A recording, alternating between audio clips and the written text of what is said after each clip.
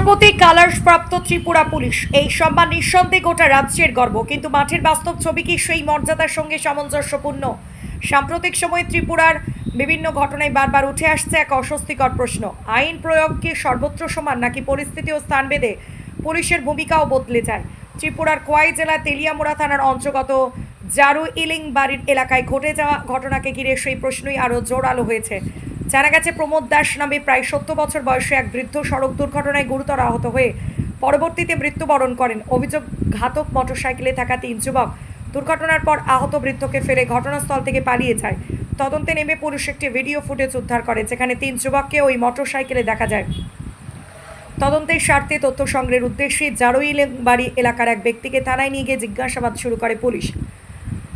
মহকুমা পুলিশ আধিকারিক রোহান কিষান, মহকুমা প্রশাসনের ডিসিএম সহ অন্যান্য প্রশাসনিক আধিকারিকরা তাদের হস্তক্ষেপে শেষ পর্যন্ত পরিস্থিতি নিয়ন্ত্রণে আসে। ত্রিপুরা থেকে বিক্রম কর্মকারের report, crime press Bengal news.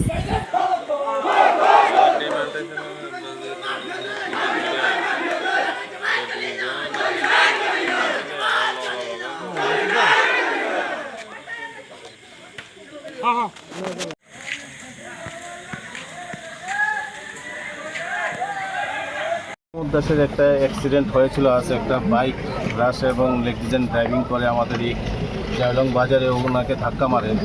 তো ওনাকে প্রথমে ফায়ার সার্ভিস থেকে আমাদের তেলিয়ামুড়া হসপিটালে নিয়ে যাওয়া হয়, ওখান থেকে জিবিতে রেফার করা হয়। তো ওখানে যে বাইকটা ধাক্কা মেরেছিল তখন বাইক যে চালক ছিল ও পালিয়ে যায়, কিন্তু ওখানে একটা বাইক পিলিয়ন রাইডার ছিল। তো পিলিয়ন রাইডার যখন ছিল তখন ও এখানে 1-2 জনের সঙ্গে বসেছিল। তো আমরা ভিডিও ফুটেজ সেইগুলো চেক করে দেখলাম যে এখানের মধ্যে 2-1 জন ওটার শেল্টার দিতেছিল। তো আমরা সেইগুলো ড্রাস্টিক্যালি ওই অ্যাকশনটা নিলাম।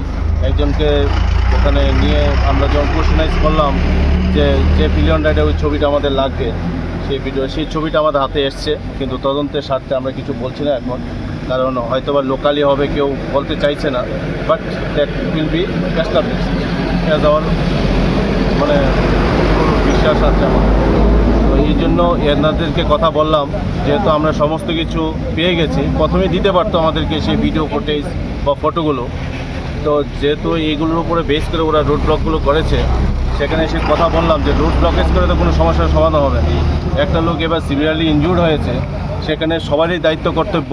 এখানে ট্রাইবাল নন ট্রাইবালের কোনো ম্যাটারই না, যে সবারই একটা নৈতিক দায়িত্ব আছে। কে সেই অফেন্সটা করেছে, আজকে আমাদের হয়েছে, কালকে আরেকজনে হতে পারে।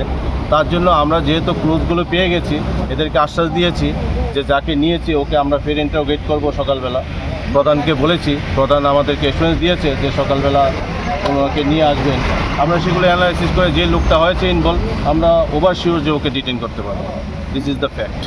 তো রোড ব্লকটা কতটুকু নাগাদ ছিল আর কি? রোড ব্লকটা ছিল প্রায় 1 ঘন্টা থেকে 1.5 ঘন্টা হবে।